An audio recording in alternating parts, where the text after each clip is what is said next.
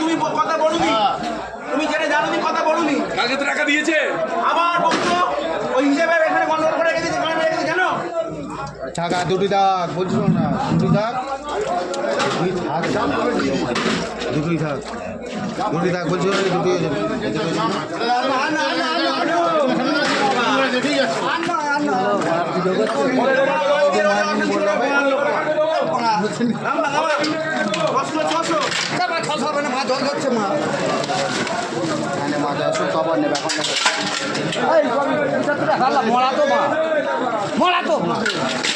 মাছগুলো ঢেলে দাও, আমি তো দেখছি মরা কি জানতো।